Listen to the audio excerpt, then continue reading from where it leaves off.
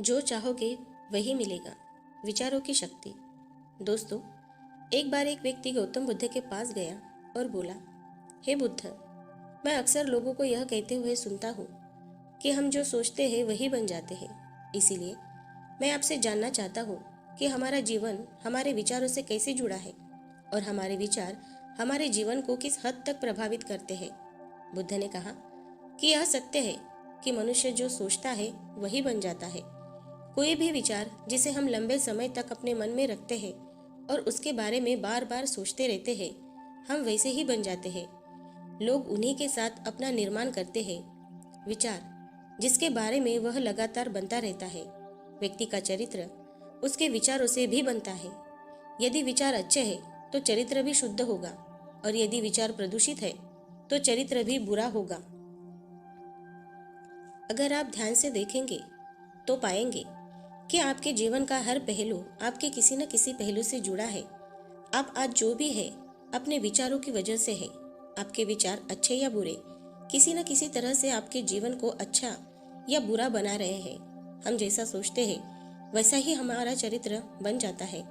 जिस प्रकार स्वस्थ बीज के बिना कोई वृक्ष विकसित नहीं हो सकता, उसी प्रकार अच्छे विचारों और अच्छे चरित्र के बिना कोई भी व्यक्ति सफल नहीं हो सकता। और यदि उसके विचार नकारात्मक है तो वह अपने जीवन को गलत दिशा में मोड़ देगा। उसी प्रकार हमारे जीवन में अपने विचारों और कर्मों के माध्यम से कई बीज बोए और उस बीज का फल या तो हमें दुख दे सकता है या खुशी। यदि हमने सकारात्मक विचारों के बीज बोए तो हमें सफलता और खुशी मिलेगी। लेकिन यदि बोए गए बीज नकारात्मक विचारों के हैं तो सफलता और दुख साथ साथ चलेंगे। जिन लोगों को आप सफल और महान मानते हैं वे यहाँ ऐसे ही नहीं पहुँच गए। उन्होंने अपने विचारों पर नियंत्रण रखकर अपना चरित्र ऐसा बनाया और इसी चरित्र के बल पर उन्होंने महानता की ऊंचाइयों को छुआ। तो मूल रूप से आपके अंदर जो विचार है, यदि आपके मन के दूसरे के प्रति क्रोध, ईर्ष्या, घृणा है तो आप बाहर से भी वैसे ही होंगे। तो आपको बाहर भी वही मिलेगा। तुम्हें ऐसे लोग मिलेंगे जो तुम्हारे साथ वैसा ही करेंगे। यदि तुम्हारे पास प्रेम, शांति, करुणा है तो तुम वैसे ही बन जाओगे और आप बाहर भी वैसा ही पाएंगे। और जो ऐसे विचार रखते हैं उसे सम्मान और प्यार दोनों मिलता है। वस्तुतः मनुष्य अपने जीवन का निर्माता स्वयं है। वह इसे बना या बिगाड़ सकता है। मनुष्य अपने चरित्र का निर्माण अपने कार्यों और विचारों से करता है। अपना समुदाय बनाता है, अपनी किस्मत खुद बनाता है। व्यक्ति ने कहा, लेकिन बुद्ध, मैं अपने विचारों से खुद को कैसे सुधार सकता हूँ? बुद्ध ने कहा कि अगर तुम खुद को सुधार चाहते हो तो सबसे पहले अपने विचारों पर ध्यान देना शुरू करो।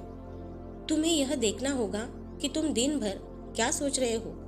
क्या तुम दिन भर मन में बुराई और लोगों के प्रति नफरत पाल रहे हो? आपको बस इस बात पर ध्यान देना है कि आप अच्छाई की ओर जा रहे हैं या बुराई की ओर। जब आप अच्छे से समझ जाएंगे कि आपके दिमाग में अच्छे विचार चलते हैं या बुरे, तभी आप अपने सोचने के तरीके में बड़ा सकारात्मक बदलाव कर पाएंगे। आपके अंदर कभी न खत्म होने वाला खजाना है। आप नहीं जानते कि आप क्या कर सकते हैं, आप किस तरह की अद्भुत शक्तियाँ प्राप्त कर सकते हैं। आपने महान योद्धाओं और महान लोगों के बारे में तो सुना ही होगा।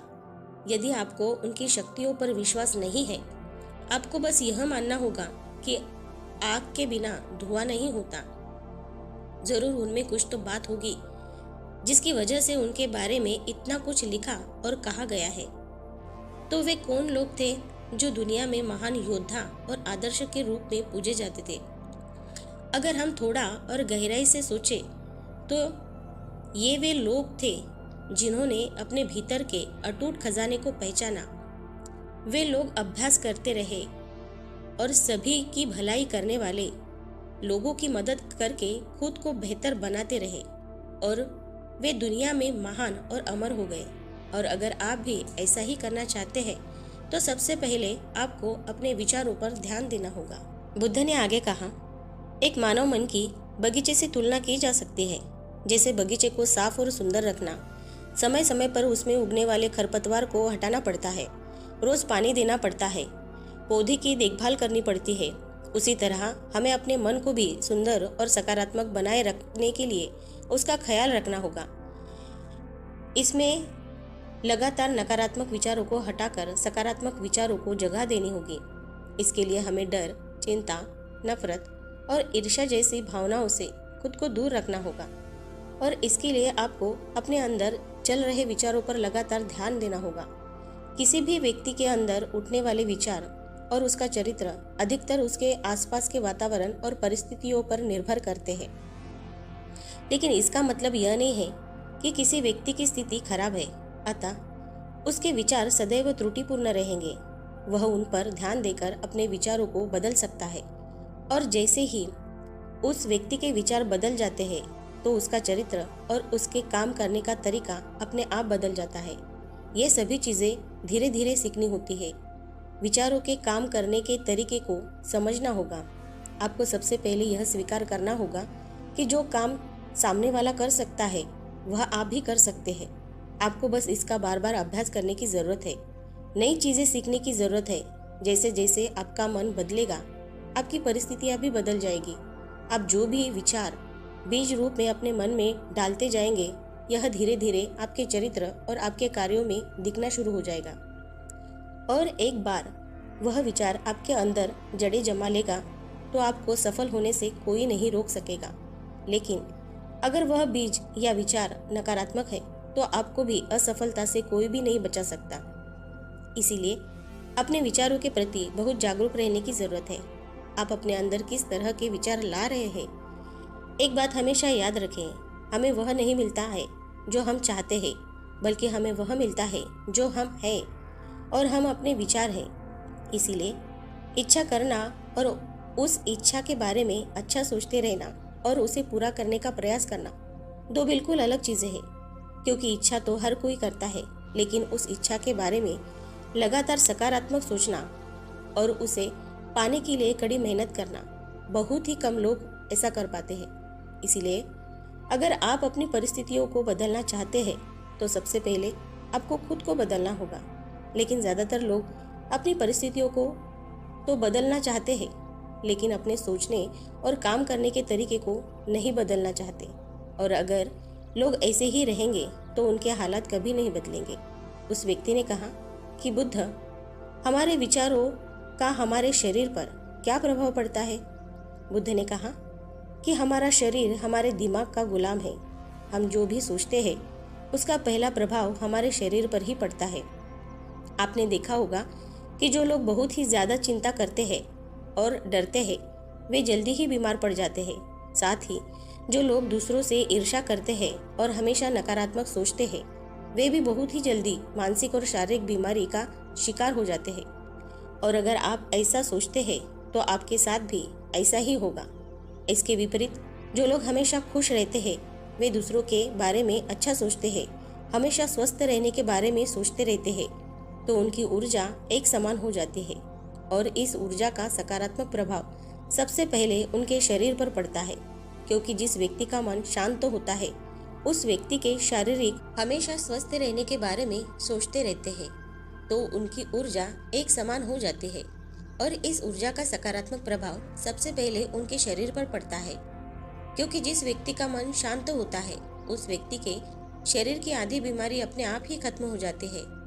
हम स्वस्थ रहेंगे या बीमार, यह हमारे आसपास के माहौल और परिस्थिति के अलावा हमारी सोच पर भी निर्भर करता है। एक कमजोर और बीमार विचार हमारे शरीर को भी कमजोर और बीमार बना देता है।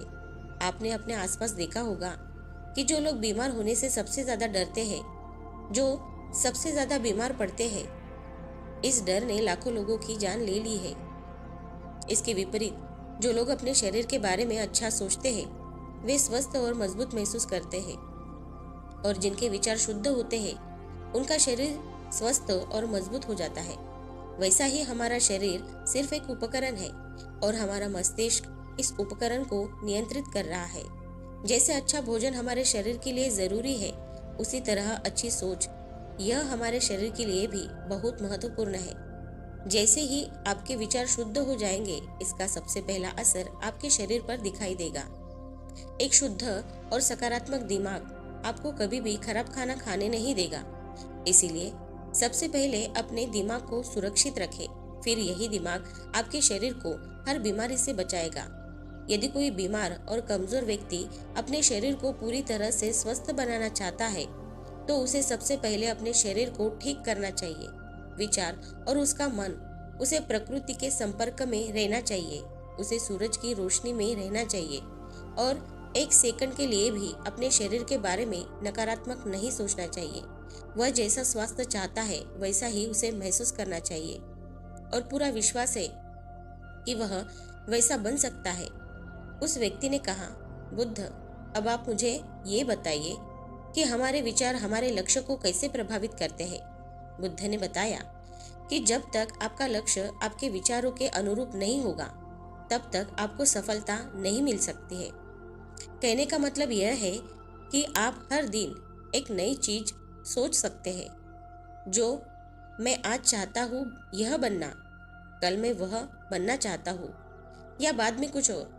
लेकिन जब तक आप अपने लिए कोई लक्ष्य निर्धारित नहीं करते, तब तक आप कोई भी बड़ा काम नहीं कर सकते, क्योंकि नियम यह है कि जो काम हम बार बार करते हैं, उसी काम में हम आश्चर्यजनक सफलता हासिल कर सकते हैं। अगर आप हर दिन अपना लक्ष्य बदलते रहते हैं, तो आप कहीं नहीं जा रहे हैं। इसीलिए आपके जीवन में एक निश्चित लक्ष्य होना चाहिए और आपको अपनी पूरी मेहनत और लगन से उस लक्ष्य को पूरा करने का प्रयास भी करना चाहिए।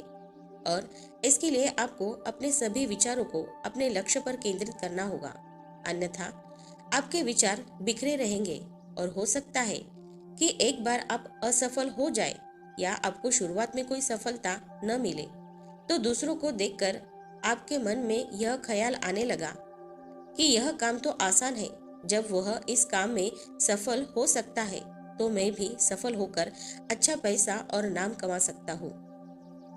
और यह भी संभव है कि इस काम में असफल होकर भी तुम दूसरी तरफ भागो। और ऐसा करते समय आप कई काम करते हो, लेकिन हो सकता है कि आप किसी एक चीज में सफल न हो पाए। इसीलिए आपको पहले एक चीज तय करनी होगी, तभी आपके विचार एक काम पर फोकस कर पाएंगे। अब आपका वह लक्ष्य कुछ भी हो सकता है, चाहे मन की शांति पाना हो या अमीर बनना हो, लेकिन याद रखें, लक्ष्य वही है जो आपके विचारों को एक दिशा में केंद्रित रख सके। यदि आप बार बार अपने लक्ष्य हासिल करने में असफल हो रहे हो, तो इसका मतलब यह नहीं है कि आप इसे हासिल नहीं कर सकते, बल्कि इसका मतलब यह है कि आपके पास अपने लक्ष्य को हासिल करने का तरीका गलत है। इसीलिए आपको अपना लक्ष्य नहीं बदलना है, बल्कि अपनी सोच और अपने काम करने का तरीका बदलना है। अगर आप ऐसा करेंगे तो आप धीरे धीरे सीख जाएंगे और अपने लक्ष्य तक पहुंच जाएंगे। अपनी असफलताओं से कभी मत डरो। अगर आप कुछ बड़ा हासिल करना चाहते हैं, तो आपको अंदर से बहुत ही मजबूत होना होगा, क्योंकि चाहे आप कुछ भी करें, लोग अक्सर आपको अपनी बातों से कमजोर और हताश करने की कोशिश करेंगे। इसलिए अगर आप डरेंगे तो आप अपने किसी भी लक्ष्य को या सफलता को हासिल नहीं कर पाएंगे, क्योंकि डर आपकी सभी आशाओं को नष्ट कर देता है और आपके सभी विचार केवल आपके डर तक ही सीमित रह जाएंगे। और डर डर कर आप अंततः खुद को शारीरिक और मानसिक रूप से बीमार बना लेते हैं। तब आपको समझ आएगा कि आपने अपने झूठे डर के एहसास में कितनी बड़ी गलती कर दी है, और फिर आपके लिए खुद को उस स्थिति से बाहर निकालना बहुत ही मुश्किल हो जाएगा। इसीलिए सबसे पहले एक लक्ष्य बनाएं, ताकि आपके विचार उस पर केंद्रित हो सके। उसके बाद अगर आप बार बार असफल होते हैं तो भी घबराएं नहीं, क्योंकि यह लक्ष्य हासिल करने का ही एक हिस्सा है। और पूरा विश्वास रखें कि आप जरूर सफल होंगे और एक दिन तुम भी हो जाओगे।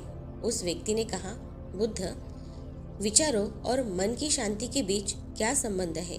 तो बुद्ध ने बताया कि मन की शांति एक ऐसा खजाना है जिसे दुनिया के 1% लोग भी हासिल नहीं कर सकते, और जिसने ये खजाना हासिल कर लिया है वह दुनिया के सबसे भाग्यशाली व्यक्ति है। वह भीड़ में अलग दिखता है, यह कहना उतना आसान नहीं है जितना लगता है। मन की शांति केवल लंबे समय तक आत्म नियंत्रण के माध्यम से ही प्राप्त की जा सकती है।